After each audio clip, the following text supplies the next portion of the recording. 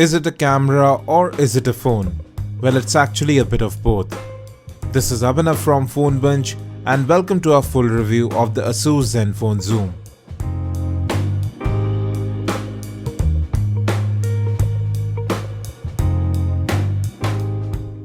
Let's start with a look at the box contents. Asus has really outdone themselves in terms of the packaging. It really looks neat, quite premium.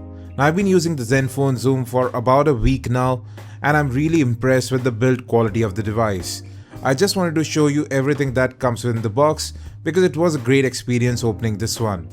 So you have the phone itself, some user guides, and you also get a lanyard for the device. Yes, because they are emphasizing it as a camera first smartphone. You get the Asus Zen earphones within the box as well. You have a single button here to receive calls and you have removable ear tips. You also get a fast charger within the box. It's a rapid charger from Asus and you can see it's rated at 9 volt, giving out a 2 amp output. Now, just to have a quick rundown of specs, you have a 5.5-inch 1080p display and the new Intel Atom Z3590 quad-core processor powering the smartphone with 4 gigs of RAM and a whopping 128 gigs of onboard storage, which furthermore is expandable. We'll talk about the rest of the specs as we go along. For now, let's focus on the build of the device. On the right, you have the dedicated camera shutter key. You also have a separate video record button, the volume rocker and the power button. The volume rocker is also used for zooming in.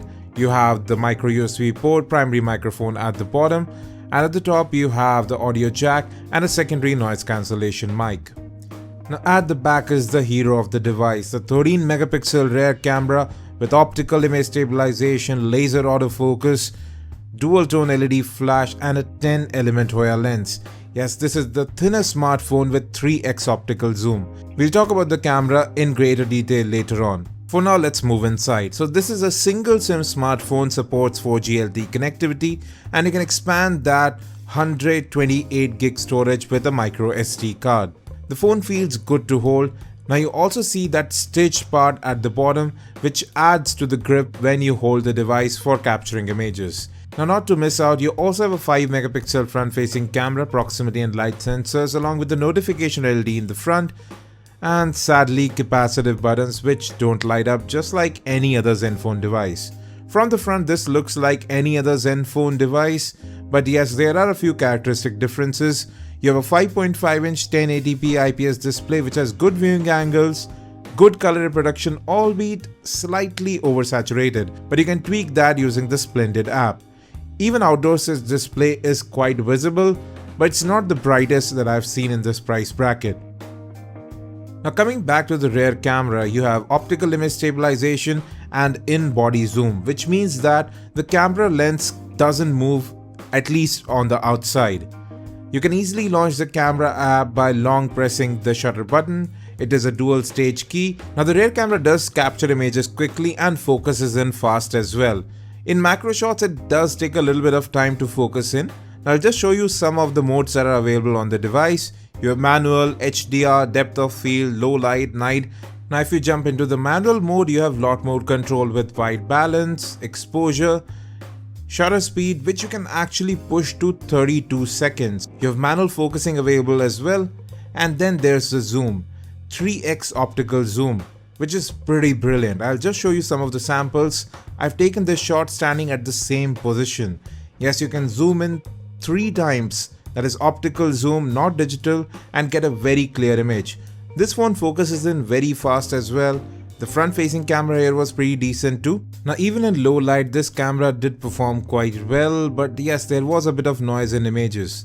I also took this camera to Nainital on my recent trip and shot all photos with it. This is a shot at night.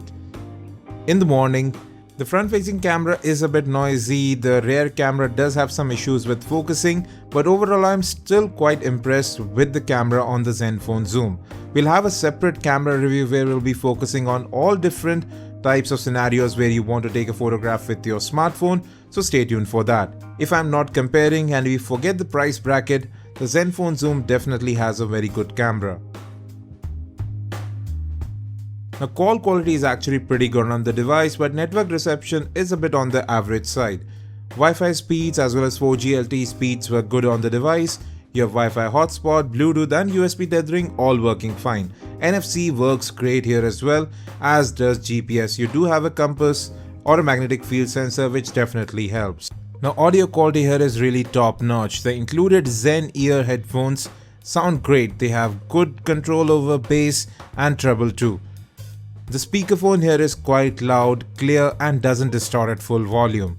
FM radio is also supported, which is always welcome. Now that's all well and good, but the Asus Zenfone Zoom is still running on Android 5.0 Lollipop. Yes, the company has said that they will be updating it soon, and moreover there was a lot of bloatware on this device, like other Zenfone devices again, but most of them can be uninstalled and the rest can be disabled. Talking of customization, you have theme support baked in, which is pretty helpful. You can also customize the quick launch tiles, whatever you want there, and you have some fixed tiles which you can also customize. Now even though this phone is just running Android 5.0 Lollipop, the January security patch has been applied to it in a recent update. So at least it is getting the security patches on time. Now this phone comes with a whopping 128 gigs of storage, out of which you'll get about 110 gigs when you get the device. App and app data are movable to the external SD card as well, but I doubt you'll ever need an SD card with this device. And this phone gets 4 gigs of RAM, out of which generally 1 or more gigs are free, even though many apps are running in the background. There are some cool features with ZenUI though, like one-handed mode, you have permissions control, you have auto start management, quite a lot actually. Now in general the performance was pretty good on the device as well. Web browsing was smooth, pinch to zoom worked great, and the touch response from the display is pretty excellent. Apps opened up quickly, and moreover they are retained in memory for a long time. Now I played several games on the Zenfone Zoom too. We are playing this Asphalt 8 in high settings right now, and you can see that the gameplay is very smooth. Although occasionally I did notice a few frame drops. Moreover, the best thing about the device is you can keep 1 or 2 games in memory, that is RAM, and you can just jump into the next game right off there. Even Nova 3 did play quite well, we didn't face any issues, and yes, this phone doesn't heat up with extended use.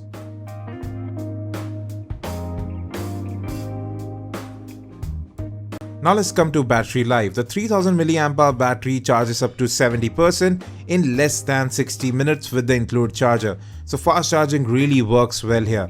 And in normal mode, we were able to get through 1 full day of usage with about 3.5 to 4 hours of screen on time. With moderate usage, you will be able to get through more than 1 day of usage with the Zenfone Zoom. Well folks, it's now time for a wrap up. The Zenfone Zoom is definitely a camera first smartphone. In that aspect, it does a very decent job. Solid build quality, good enough display and great performance. But yes, we are paying a premium for a technology that is very new. 3x optical in-body zoom, which is a first for any smartphone. Now this technology is going to become cheaper in the coming years, but for now, the Zenfone Zoom comes in at Rs 38,000, and yes, it is a bit overpriced. Now at this price, you also have the Huawei Nexus 6P, which seems like a more well-rounded smartphone, especially considering that you don't have a fingerprint sensor here, which have become very commonplace. There's no wireless charging and no raw support for the camera app. Even if we forget everything else, this really isn't the best camera at this price point. But the pricing doesn't discredit all the technology that has gone into making the Zenfone Zoom. We'll be coming up with more videos on the Zenfone Zoom, including a separate camera review, so stay tuned to PhoneBunch. If you have any queries about the Zenfone Zoom, do it in the comment section on Twitter or Facebook. I'll leave all links in description. Again, thanks for watching, and as always, have a great day.